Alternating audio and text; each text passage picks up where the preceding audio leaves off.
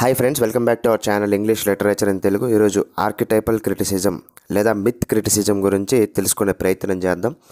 ఈ myth criticism అనేది ఎక్కడ పుట్టింది, ఎలా స్టార్ట్ అయింది, ఎవరెవరు దీన్ని ఎక్కువగా ఫాలో అయ్యారు అనే విషయాలపైన ఈ యొక్క వీడియోలో క్షుణ్ణంగా తెలుసుకునే ప్రయత్నం చేద్దాం. ఇలాంటి మరెన్నో వీడియోస్ కోసం మన ఛానల్ని ఇప్పుడే సబ్స్క్రైబ్ చేసుకోగలరు. Let's get start our video.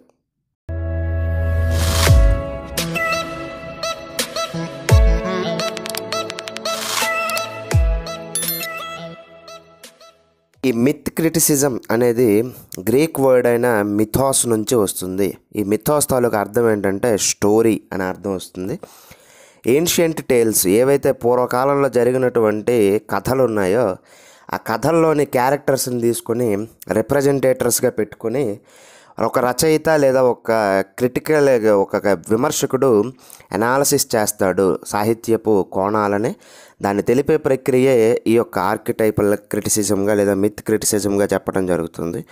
ఉదాహరణకి మన ఇండియన్ తాలూకా సిచ్యువేషన్ని చూసుకుంటే, మన ఇండియాలో ఉన్న ఇంద్రుడు ఒకదానికి సింబల్, వరుణదేవుడు ఒకదానికి సింబల్, వాయుదేవుడు ఒకదానికి సింబల్, నారదుడు ఒకదానికి సింబల్, రాముడు ఒకదానికి సింబల్, రావణాసురుడు ఒకదానికి సింబల్.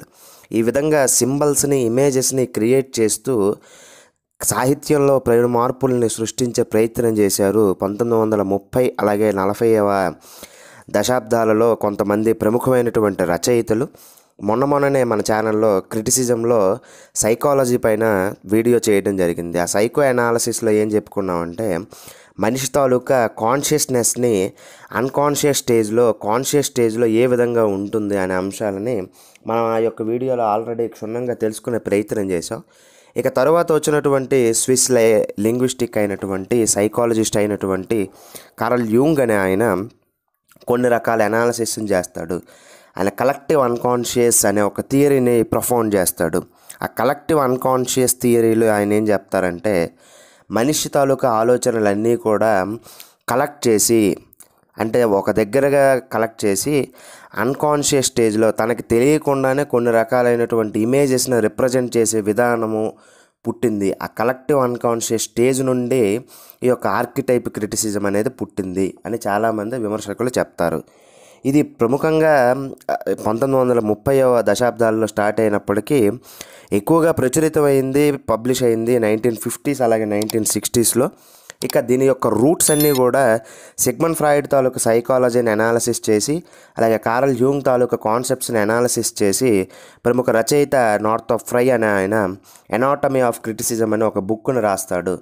దానిలో చాలా రకాలైనటువంటి ఆర్కిటైపల్ రిప్రజెంటేషన్స్ని ఇస్తూ సాహిత్యంలో ఉన్నటువంటి కోణాలని పరిశీలించి ప్రముఖంగా వర్ణిస్తాడు ఆయన. కాబట్టి ఈ ఆర్కిటైపల్ క్రిటిసిజం అనేది ఎక్కడ పుట్టిందో, ఎలా పుట్టిందో తెలుసుకున్నాం. ఇప్పుడు దీని యొక్క మేజర్ థీమ్స్ ఏంటంటే, ఫస్ట్గా రీడర్ రెస్పాన్స్ థియరీ అనేది ఎక్కువగా ఇంప్లిమెంట్ చేయడం జరిగింది. ఎందుకంటే ఆల్రెడీ రొలాండ్ బార్త్ చెప్పినట్టు the death of the author, ఎప్పుడైతే ఒక వర్క్ రాస్తాడో ఆ రచయిత మరణాన్ని ఆయన చెప్తాడు. కాబట్టి ఈ రీడర్ రెస్పాన్స్ థియరీ అంటే చదివేవాడు, పాఠకుడు చాలా ప్రముఖమైనటువంటి పాత్ర పోషిస్తున్నాడు. రిప్రజెంటేషన్ ఆఫ్ గాడ్స్ని అలాగే రిప్రజెంటేషన్ ఆఫ్ హీరోస్ని తీసుకుని ఆయన అనాలిసిస్ చేయడం జరుగుతుంది నార్థప్ ఫ్రై. అలాగే తరువాత వచ్చినటువంటి ప్రముఖమైనటువంటి రచయితల్లో కూడా ఈ రీడర్ రెస్పాన్స్ థియరీ అనేది చాలా ఎక్కువగా కనబడుతుంది. ఇది ఒక ఇంటర్ డిసిప్లినరీ అప్రోచ్ అని కూడా చెప్పుకోవచ్చు. ఎందుకంటే దీనిలో చాలా రకాలైనటువంటి స్టడీస్ ఉన్నాయి. ఒక రకంగా సైకాలజీని స్టడీ చేసిద్ది, అలాగే మైథాలజీ, అలాగే ఆంథ్రపాలజీ, అలాగే ఫోక్లోర్కి సంబంధించినటువంటి సింబల్స్ని, ఇమేజెస్ని తీసుకొని ఆ క్యారెక్టర్స్ తాలూకా అనుభవాలని, ఆ క్యారెక్టర్ తాలూకా విశ్లేషణని కూడా నిక్షిప్తంగా చెప్తూ మనకి ముందుకు తీసుకెళ్లే ప్రక్రియ ఈ యొక్క ఆర్కిటైపల్ క్రిటిసిజం తీసుకెళ్లడం జరుగుతుంది. అలాగే ఎక్స్ప్లోరేషన్ ఆఫ్ యూనివర్సల్ థీమ్స్ అంటే మనకి ముందుగా ఇండియన్ మైథాలజీ పరంగా గుర్తొచ్చేది బర్త్, డెత్, అలాగే రీబర్త్. ఈ మూడు కూడా చాలా ఇంపార్టెంట్ యూనివర్సల్ థీమ్స్గా తీసుకుంటారు. అంటే ఉదాహరణకి సాంస్క్రిట్లో చెప్పినట్టు పునరపి జననం, పునరపి మననం అన్నట్టుగా ఈ యొక్క యూనివర్సల్ థీమ్స్ని ఆర్కిటైపల్ క్రిటిసిజం చాలా వరకు అనలైజ్ చేస్తుంది. అలాగే కలెక్టివ్ అన్కాన్షియస్నెస్, అది కూడా మనం చెప్పుకున్నాం. చాలా రకాలైనటువంటి అన్కాన్షియస్ స్టేజ్లో ఉన్నటువంటి ఐడియాస్ని యూనివర్సల్గా కొలాబరేట్ చేసి వాటన్నిటిని కూడా ఒక రకమైనటువంటి క్రమబద్ధీకరించి విషయాలను చెప్పడం జరుగుతుంది. తర్వాత ఫోకస్ రిపీటెడ్ సింబల్స్ని ఎక్కువగా ఉపయోగించడం జరుగుతుంది. ఎందుకంటే రాముణ్ణి మంచి గుణవంతుడిగా తీసుకుంటే తర్వాత సీతని పతివ్రతగా తీసుకోవడం జరుగుతుంది, రావణాసురుడిని ఈవిల్ క్యారెక్టర్గా తీసుకోవడం జరుగుతుంది. కానీ ఆర్కిటైపల్ క్రిటిసిజంలో నార్థన్ ఫ్రై వీళ్ళంతా అనాలిసిస్ చేసినప్పుడు హీరో అనేవాడికి చాలా ఇంపార్టెంట్ క్వాలిటీస్, చాలా బలం ఉండాలి. అలాగే మదర్ అన్నప్పటికీ యూనివర్సల్ ప్యాటర్న్లో అమ్మ ప్రేమ అనేది అందరికీ కామన్గా ఉండటం జరుగుతుంది. అలాగే చీట్ క్యారెక్టర్స్లో ఇయాగో క్యారెక్టర్ని తీసుకుని వాళ్ళు రిప్రజెంట్ చేయడం జరుగుతుంది. అలాగే ఆర్కిటైప్స్లో చాలా వరకు యాంగ్జైటీ, అలాగే లవ్, ఈ విధమైనటువంటి ఆర్కిటైప్స్ని కూడా తీసుకోవడం జరుగుతుంది. ఈ విధంగా చాలా రకాలైనటువంటి మోటివ్స్ని తీసుకుని, అలాగే ఇమేజెస్ని, సింబల్స్ని తీసుకుని రకరకాల రచయితలు తమ తమ అనాలిసిస్ని చేయడం జరుగుతుంది. ముందుగా ఈ యొక్క స్టడీ ఆర్కిటైపల్ క్రిటిసిజం నార్థన్ ఫ్రై దగ్గర నుంచి తర్వాత వచ్చినటువంటి చాలామంది రచయితలు తమ తమ అనుభవాలని ఈ ఆర్కిటైపల్ క్రిటిసిజం ద్వారా ప్రపంచానికి అందించడం జరుగుతుంది. నార్థన్ ఫ్రై రాసిన ఎనాటమీ ఆఫ్ క్రిటిసిజం ఇంపార్టెంట్ వర్క్గా పరిగణిస్తారు.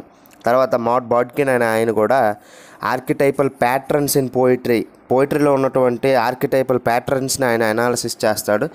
అలాగే హెరాల్డ్ బ్లూమ్ కూడా యాంగ్జైటీ ఆఫ్ ఇన్ఫ్లుయెన్స్ అని ఒక బుక్ రాసి అందులో పోయిటరీని ఆర్కిటైపల్ వేలో చెప్పడం జరుగుతుంది. అలాగే జోసెఫ్ క్యాంప్బెల్ అనే ఆయన కూడా the hero with a 1000 fair book అని ఒక బుక్ను రాసి ఆ బుక్లో ఉన్నటువంటి క్యారెక్టర్స్ని ఆయన అనాలిసిస్ చేయడం జరుగుతుంది.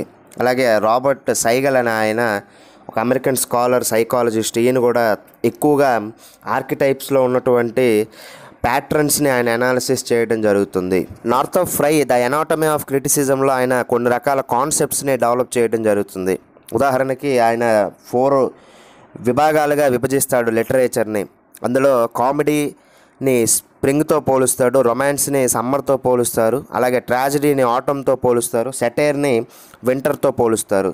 ఈ విధమైనటువంటి సింబల్స్ ద్వారా ఆ యొక్క కథలో లేదా ఆ యొక్క దీనిలో ఏం జరుగుతుందా అనే అంశాన్ని పాఠకుడు త్వరగా అర్థం చేసుకోవడానికి అవకాశం ఉంటుంది. వీళ్ళు ప్రముఖంగా వర్ణించడం జరుగుతుంది ఆర్కిటైపల్ క్రిటిసిజంలో. కానీ తరువాత వచ్చినటువంటి చాలామంది క్రిటిక్స్, చాలామంది రచయితలను తీసుకుని వాళ్ళలో ఉన్నటువంటి ఆర్కిటైపల్ స్టడీస్ని వాళ్ళు చేయటం జరుగుతుంది. ఎలిజబెత్ డ్రూ అనే ఆయన టిఎస్ ఇలియట్లో ఉన్నటువంటి ఆర్కిటైపల్ క్రిటిసిజాన్ని క్షుణ్ణంగా పరిశీలించి చాలా వరకు క్రిటిసిజాన్ని రాయటం జరుగుతుంది. తర్వాత జూన్ సింగర్ అనే ఆయన విలియం బ్లేక్లో ఉన్నటువంటి ఆ ఆర్కిటైపల్ క్రిటిసిజంలో పార్ట్ని ఆయన తీసుకోవడం జరుగుతుంది.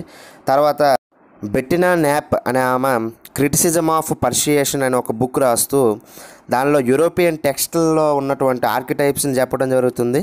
తర్వాత ఆమె ఇంకొక బుక్ కూడా రాస్తారు, యూంగేనియన్ అప్రోచ్ టు లిటరేచర్.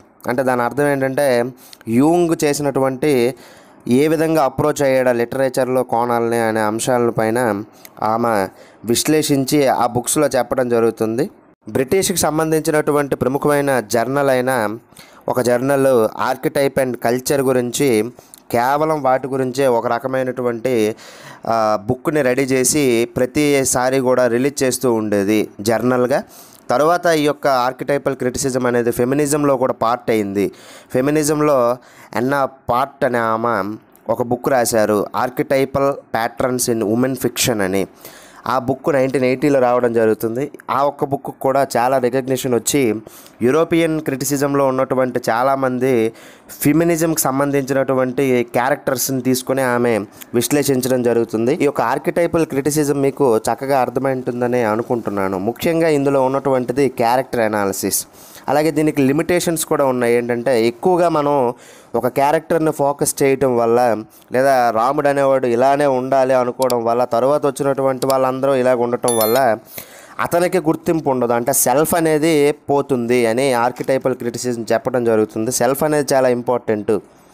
మనం హీరోస్ని అలాగే ఉన్నటువంటి క్యారెక్టర్స్ని తీసుకోవటం వల్ల నిజమైనటువంటి సెల్ఫ్ అనేది కోల్పోతాం. అలాగే ఇది ఎక్కువగా కూడా సబ్జెక్టివ్ పైన ఫోకస్ చేయడం వల్ల ఆబ్జెక్టివ్ అనాలిసిస్ని మిస్ అవుతుంది అని చెప్పడం జరుగుతుంది. ఈ వీడియో మీకు చక్కగా అర్థమైంటుందని భావిస్తున్నాను. ఇలాంటి మరెన్నో వీడియోస్ కోసం మన ఛానల్ని సబ్స్క్రైబ్ చేసుకోగలరు, లైక్ చేయగలరు, షేర్ చేయగలరు, కమెంట్ చేయగలరు. Thanks for watching. Bye bye now.